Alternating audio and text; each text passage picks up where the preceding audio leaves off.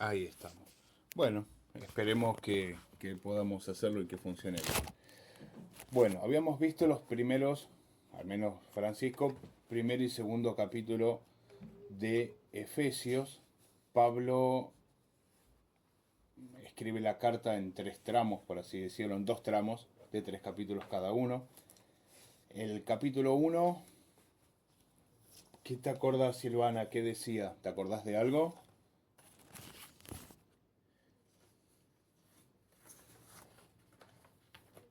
¿O Fabi? ¿Se acuerdan de algo del capítulo uno?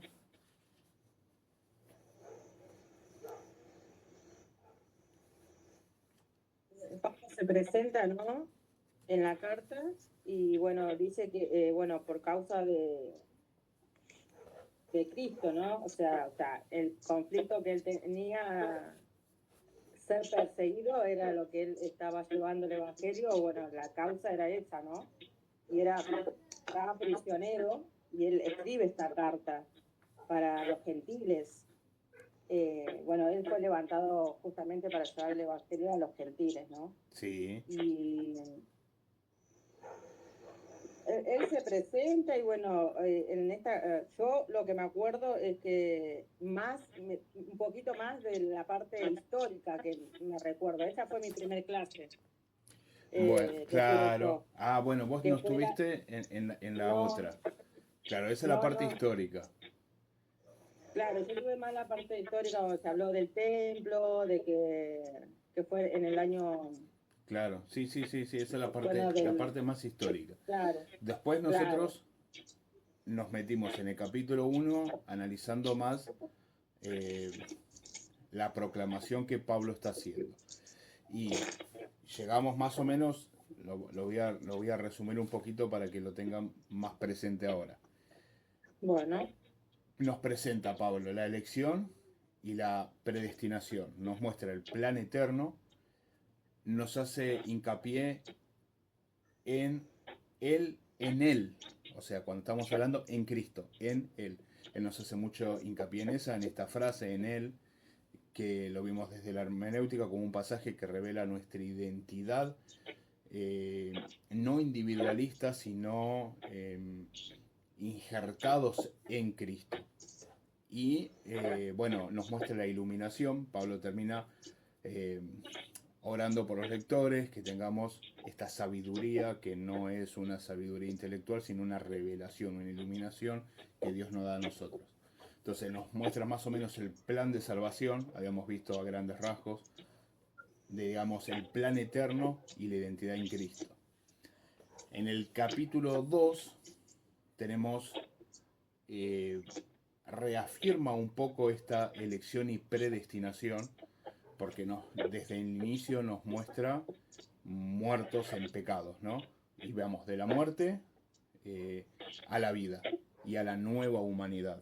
En el capítulo 2 vimos un poco estos puntos, eh, la reconciliación, el muro que se rompe, la profecía que Pablo nos da con esa separación que tienen, la nueva identidad que quita ese límite que tenían los gentiles y los judíos.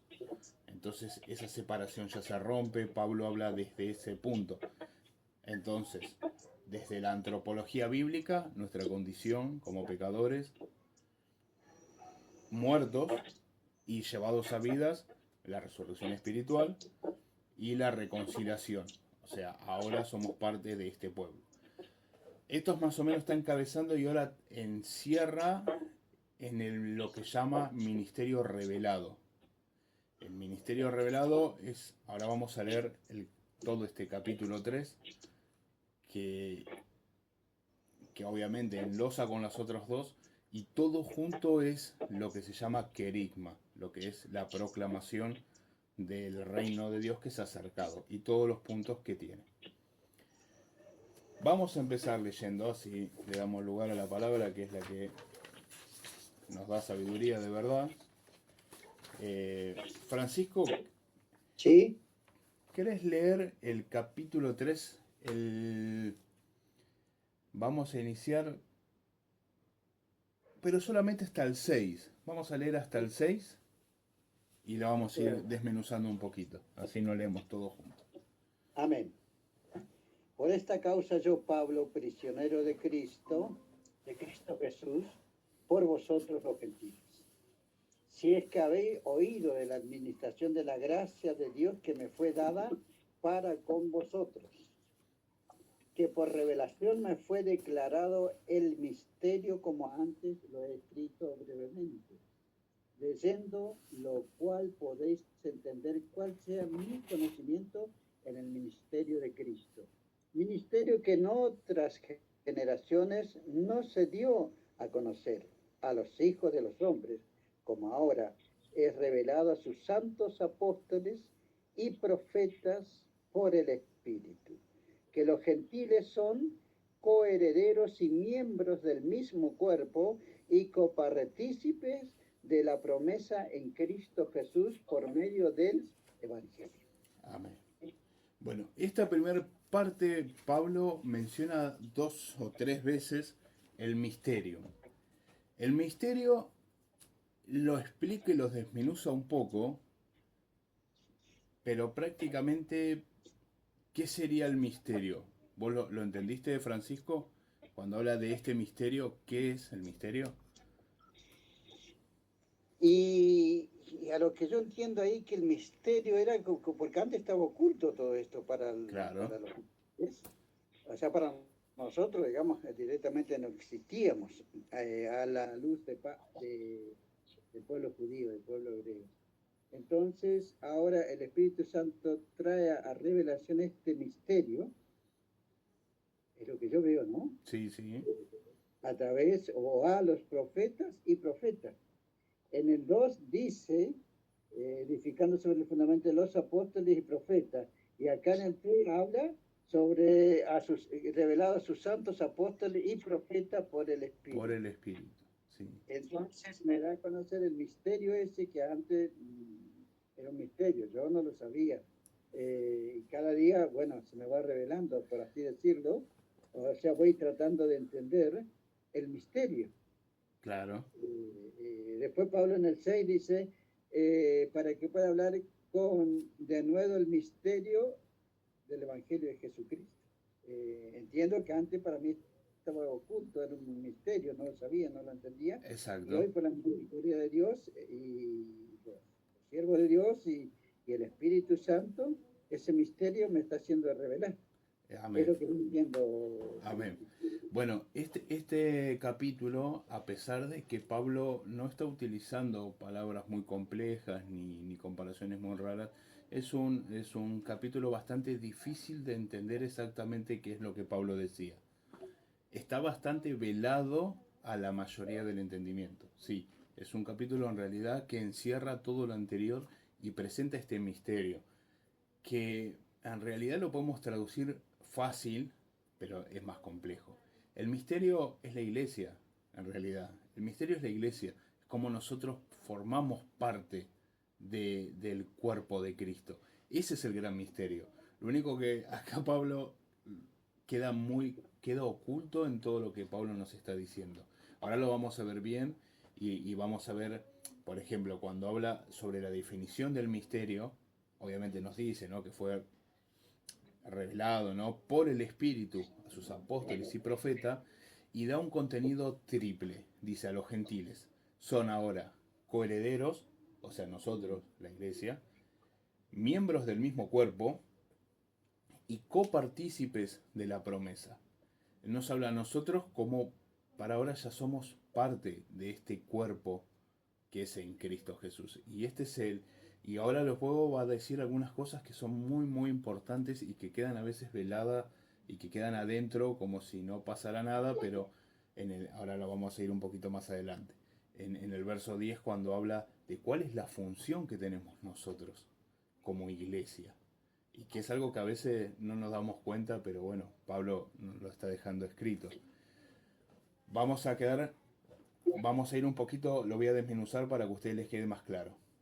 Capítulo 3, la condición del autor. Pablo parece que hace de nuevo un inicio y les vuelve a recordar que él es un prisionero, es un esclavo, dice prisionero de Cristo. vuelve a recordar esa condición que Pablo ya lo hemos visto en otros libros, incluso en este libro ya lo hemos visto, pero él vuelve a recordar su condición. Su cautiverio físico es secundario, no nos olvidemos que él estaba preso, Sí, pero él dice que su redención es espiritual. Él es un prisionero de que él es esclavo de Cristo. Y es un beneficio que él sea esclavo, es un beneficio para los gentiles. Dice, en prisiones por vosotros, los gentiles. No, la revelación en el verso 2 y 3 nos muestra que la revelación no es una invención humana, sino una administración o mayordomía. Acá la palabra que utiliza Pablo es oikonomía, del cual lo habíamos hablado, que de ahí sale economía. La oikonomía, que es la palabra que usa Pablo, que es prácticamente administración de la casa, del cuerpo, dado por gracia a través de una revelación directa. Acá Pablo, en cierta manera, también nos está expresando su condición. Y ahora más adelante lo vuelve a repetir, porque Pablo estas ideas las repite varias veces. Él no es merecedor de llevar el Evangelio. Él luego más adelante dice, yo soy uno de los menores, soy insignificante. Sin embargo, Dios en su misericordia me puso acá. Mi ministerio está por su misericordia. Pablo siempre recuerda esto para que tengamos siempre en cuenta que es para Dios y no para nosotros mismos. Entonces, vuelvo para atrás y menciono, tenemos la condición del autor, Pablo como esclavo, la fuente de la revelación, que Pablo ahora nos está diciendo este misterio que revela, que es dado por revelación directa de Dios, y la definición de misterio, que es por el Espíritu, mediante a los apóstoles y a los profetas, y que nos da tres cosas como gentiles: coherencia, coherederos, miembros del mismo cuerpo, o sea, iglesia, y copartícipes de todas las promesas. Ya ahora, como lo dice también en la carta de los Romanos, ya no hay ni gentiles ni judíos, somos un nuevo pueblo. Ahí tenemos hasta el verso 6.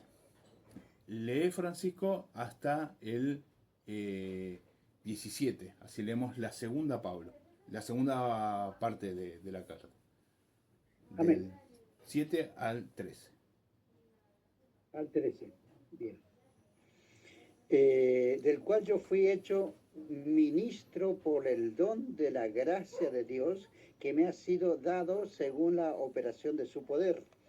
A mí, que soy menos que el más pequeño de todos los santos, me fue dada esta gracia de anunciar entre los gentiles el evangelio de las inescrutables riquezas de Cristo, y de aclarar a todos cuál sea la dispensación del misterio escondido desde los siglos en Dios, que creó todas las cosas, para que la multiforme sabiduría de Dios sea ahora dada a conocer por medio de la Iglesia a los principados y potestades en los lugares celestiales, conforme al propósito eterno que hizo en Cristo Jesús nuestro Señor, en quien tenemos seguridad y acceso con confianza por medio de la fe en Él.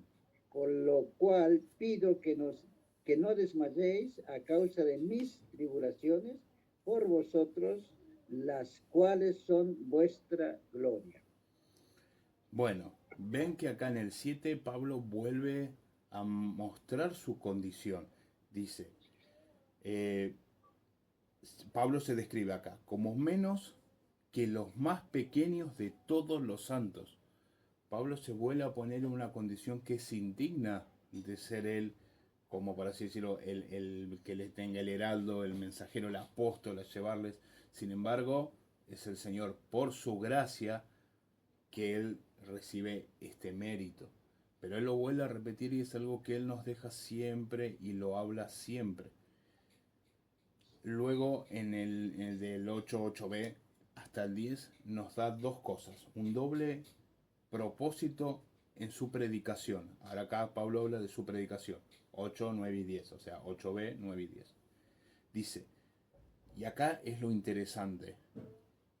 Por un lado, anunciar, dice, las inescrutables riquezas de Cristo, o sea, las grandes riquezas que tenemos en Cristo. Pero por otro lado, tenemos otro propósito, que dice que la multiforme sabiduría de Dios sea dada a conocer a los principados y potestades en los lugares celestiales. Esta frase es compleja y queda velada para muchísima gente hoy en día también. Porque no es nada nuevo lo que les voy a decir, o sea, montones de personas ya lo vieron y lo entendieron. Incluso ahora después les voy a leer sobre este versículo, algo que escribió Spurgeon sobre esto, que es hermoso, pero prácticamente lo podemos traducir de esta manera. Nosotros somos la iglesia y la iglesia es la que da testimonio de Dios ante todo ser espiritual.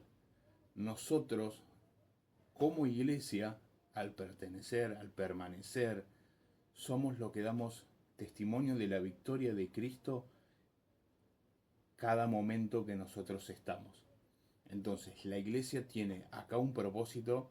La predicación de él es prácticamente anunciar esto, que como iglesia nosotros somos la gloria a Dios en cuanto a su propósito. Y ahora lo vamos a ver un poquito mejor porque no es algo...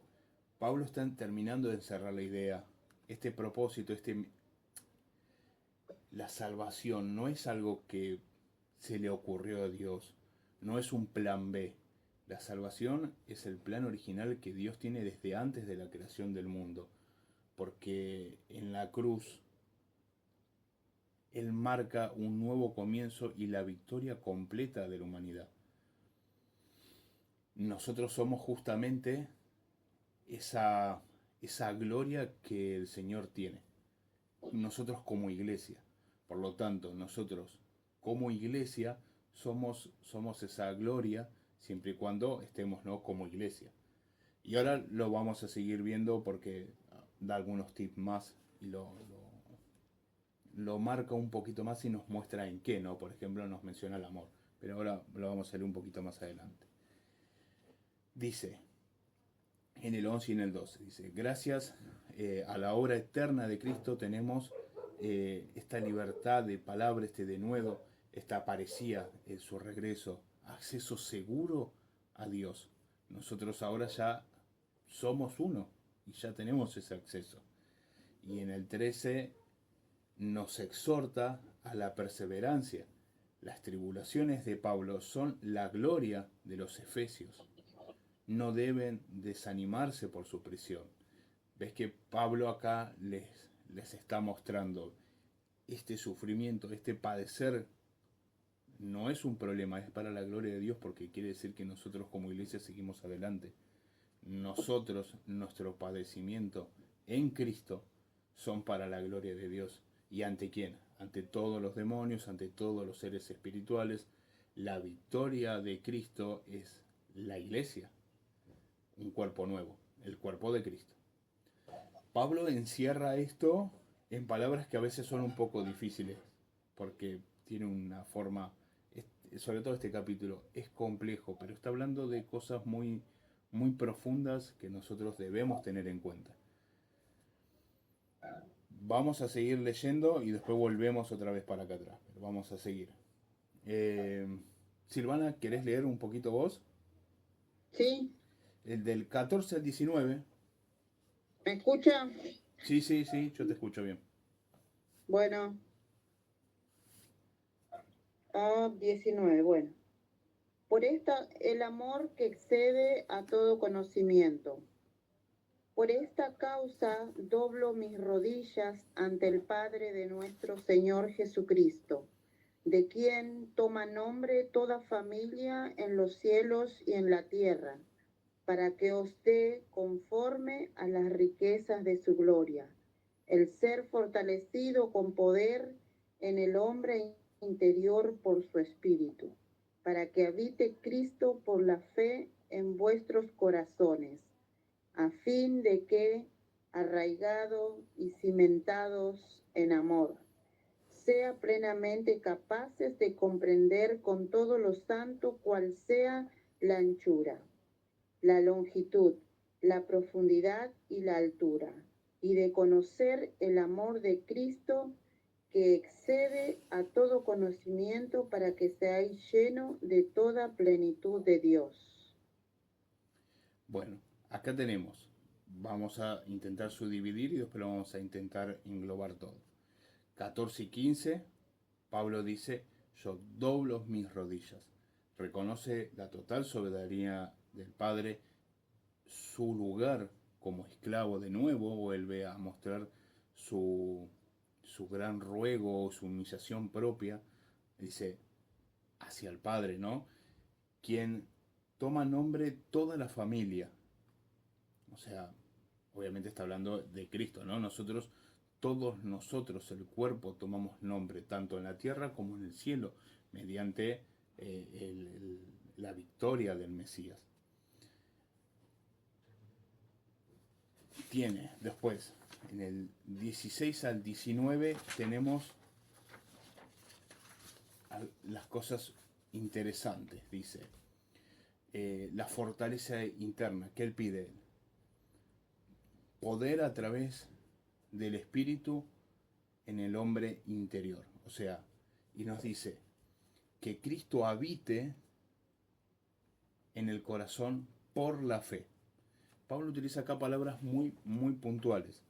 Por ejemplo, cuando él dice habite, la palabra en griego, katoikeisai, significa morar permanentemente, que sea su casa, que Cristo viva en tu corazón. Puntualmente Pablo está diciendo eso, que a través del Espíritu, Cristo viva en tu corazón, en nuestro corazón, como iglesia, ¿no? Después dice, ser capaces de comprender las dimensiones del amor de Cristo. Y ahí es donde nos dice la anchura, la profundidad, la longitud, la altura. Y nos dice que, lo voy a volver a leer despacio. Dice, para que habite Cristo por la fe en vuestros corazones, a fin de que, arraigados y cimentados, o sea, bien cimentados, bien fortalecidos, ¿en qué? En amor. Seáis plenamente capaces de comprender, que nos llama a comprender con todos los santos, o sea, como iglesia, cuál sea la anchura, longitud y profundidad y la altura, y ahí pone una coma, ¿no? Acá, bueno, es la traducción, ¿no? Lo que está hablando es comprender que el tamaño que tenemos como iglesia, nuestro propósito como iglesia, porque ya no estamos hablando de templos, no estamos hablando de denominaciones, estamos hablando de que nosotros somos uno con los santos. En el 18 empieza, dice, seáis plenamente capaces de comprender con todos los santos, o sea, en cuerpo, como iglesia, cuál es esta anchura. Y está hablando de justamente ser cuerpo de Cristo. Pablo nos llama a ser cuerpo de Cristo en que en amor, obviamente, ¿no? En el amor a Cristo, en conocimiento, en fe y que Él more en nosotros. No se olviden que acá Pablo está dándonos las bases para lo que viene el capítulo 4, que es nuestra exhortación práctica. ¿Cómo debemos llevar este amor práctico? Y acá Pablo nos dice, tienen que ser conscientes del tamaño y del propósito que tienen como iglesia. Porque no solamente son iglesia para ver la gloria de Cristo, que es uno de los puntos, sino también para que la gloria de Dios se manifieste en los demonios, en los seres celestiales, porque nosotros, como iglesia, somos el reflejo de la gloria de nuestro Señor, porque venció, y nosotros somos parte de eso. Nosotros somos su cuerpo. Acá Pablo nos está introduciendo a toda esta este misterio que nos está revelando Pablo, que les digo, sigue siendo bastante oculto y a veces es un poquito difícil de poder ver, porque bueno, Pablo escribe de una forma tal vez un poco extraña, pero Pablo nos está hablando de esto, y esto es un texto que podríamos analizarlo más profundamente para sacar más cosas, pero bueno, acá lo estamos viendo un poco por encima. Pero bueno,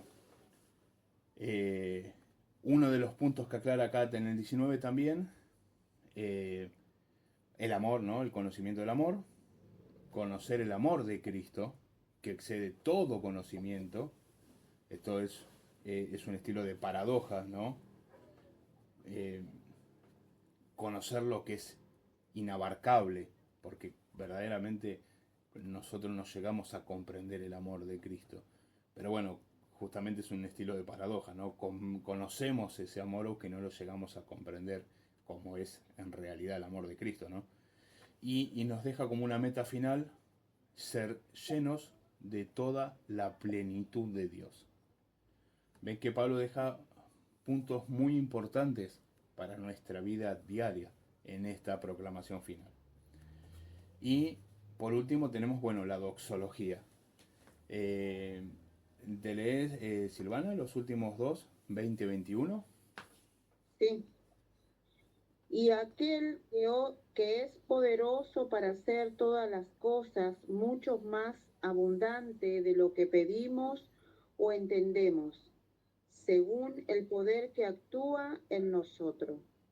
A Él sea gloria en la Iglesia, en Cristo Jesús, por todas las edades y por los siglos de los siglos. Amén. Amén.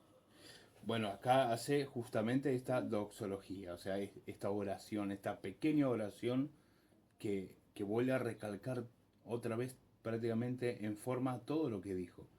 Porque Él es poderoso para hacer todas las cosas. Todas las cosas son poderosas, Él es poderosa para hacerlas. Y el propósito, bueno, de la gloria debe estar en la iglesia y en Cristo por todas las edades, ¿no? Por siempre. Eh, Acá termina Pablo de la parte de proclamación. Y ahí luego empieza con, bueno, entendiendo esto, entendiendo que somos nuevas personas, entendiendo que ya no hay judío ni gentil, entendiendo que ahora somos un nuevo pueblo elegido por Dios, por su misericordia, nos sacó de la muerte, nos dio nueva vida y nos limpió y nos llena de su espíritu. Bueno, ¿cómo debemos vivir? Entonces el capítulo 4 ahora va a empezar a cómo debemos vivir. Y nos explica que nosotros, al ser parte de la iglesia, no estamos en un lugar cómodo. Justamente nosotros somos puestos a la vista de los demonios, a la vista de los seres cósmicos, dice, celestiales, porque nosotros somos justamente el reflejo de la gloria y nosotros debemos mantener esta postura. Yo ahora les voy a leer un trocito de un comentario que Spurgeon escribió sobre el capítulo 10. Es muy largo, pero les voy a leer una partecita que me pareció muy interesante.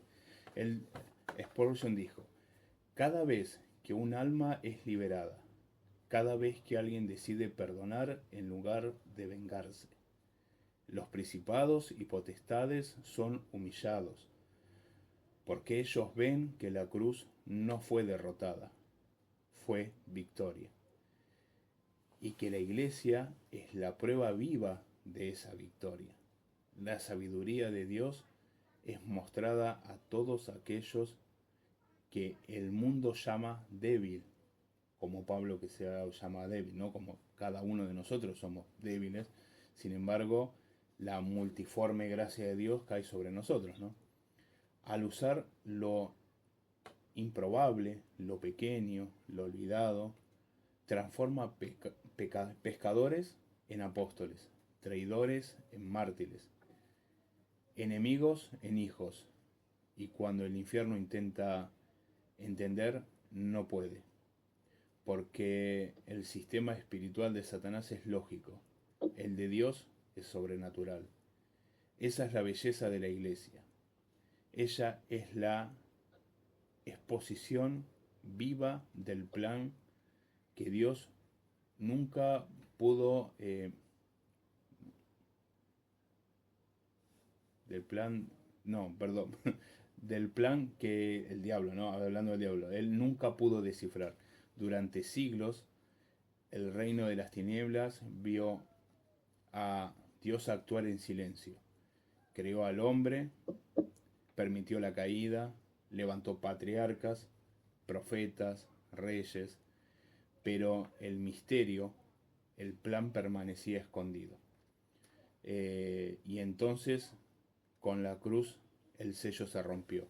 Y lo que el infierno pensó que era su victoria, fue el escenario donde Dios anunció su sabiduría eterna. Pablo, el apóstol, ¿no?, veía a la iglesia como el punto máximo de esta revelación. No una institución humana, sino un cuerpo formado por hombres y mujeres en las cuales la gracia venció al pecado. Es largo lo que habla Spurgeon, pero ven que él toma este verso 10 y muestra el propósito que tenemos como iglesia. Spurgeon murió ya hace muchísimos años, fue un viejo predicador. Y él mostraba y él decía que en esto él podía ver la importancia y el lugar que tiene la iglesia. No vamos a sentirnos bien, sino que vamos a una lucha. Y luego lo vamos a ver más adelante cuando Pablo nos recomienda el uso de la armadura y todo esto, porque nosotros estamos en ese lugar cumpliendo un rol que es el de la guerra espiritual. Nosotros estamos reflejando. Entonces cada vez que nosotros vencemos, cada vez que nosotros resistimos, cada vez que como iglesia oramos, cada vez que el Espíritu Santo nos guía y nos purifica, las tinieblas retroceden y es la gloria para Dios, ¿no? Entonces, bueno, Spurgeon daba mucho énfasis a eso. Él era un gran amante de la epístola de Efesios. ¿Se entendió más o menos? Sí. ¿Alguna duda que les haya quedado con algunos de los puntos? ¿Quieren que volvamos a leer algunos? ¿Algo? ¿Cómo les fue con eso? Fabi, ¿cómo te fue a vos que no te escuché?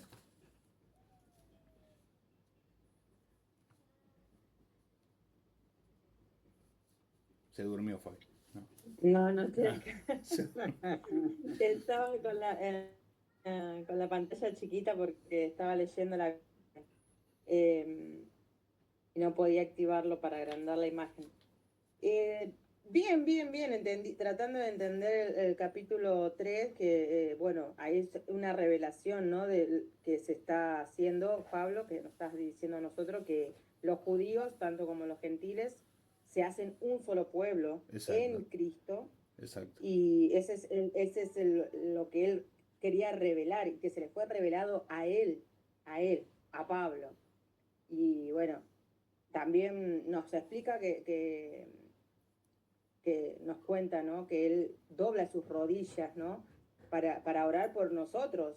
También creo que más adelante él pide, ¿no?, que nosotros también, los gentiles, ¿no?, oraran para fortalecerlo en la oración también a él. Claro, sí. No por lo que estaba pasando, sino para estar fortalecido en él. Y también, bueno, nos alienta con esa vivencia que él estaba viviendo, ¿no?, en la cárcel, de que no nos pongamos tristes por lo que él estaba pasando, sino que nos fortalezcamos en el Señor, no en él, sino en el Señor.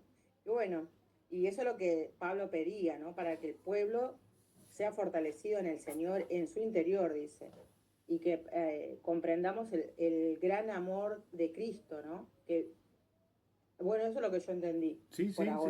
Está bien. Es intentar comprender, ¿no?, el gran amor de Cristo, que no lo vayamos a entender completamente, claro, pero sí que entre nosotros como cuerpo, como santos, como iglesia, podamos entender este gran amor. Y la enseñanza de orar los unos por los otros, ¿no? Tanto como que él intercedía por el pueblo y que él también pide que el pueblo interceda, ¿no? Ore para que él también sea fortalecido. Claro, sí, sí. La importancia de la oración. Así es. Bueno, bien, ¿te quedó alguna duda? ¿No? ¿Algo que quieras comentar No. que te haya llamado la atención? Sí, esa parte donde él dice, ¿no? Que se le fue revelado a él, bueno, que él fue el más pequeño, eso, o sea, no me queda duda, me gusta cómo él se expresa en esa parte, ¿no? Como que, y siempre recalcando que es por la gracia, Y sí, sí, sí. ¿no? Esa parte me gusta de Pablo, que él siempre recalca que es por gracia, ¿no? Y como que él siente que no merecer nada, ¿no? Yo creo que él siente por la persecución que él tenía hacia los discípulos, ¿no? De Jesús. Pero bueno, una gran enseñanza para todos, ¿no? En los momentos que él pasaba con dificultad era cuando más fortalecido él se sentía. La verdad que sí es una... No, nos deja muy... Va, podremos aprender mucho de Pablo, ¿no? A veces. Sí. Pero bueno, nos vendría bien un poquito de eso. Siempre. Siempre nos viene bien un poquito de reconocer cuál es, que es por gracia y no subirnos ningún caballo. Pero bueno, a veces el ego nos gana un poco. Y lo importante también entender que, bueno, gentiles y judíos, dice, ¿no? Formaban un solo pueblo. O sea, que eso es lo que el Señor vino a hacer, ¿no? A unir, a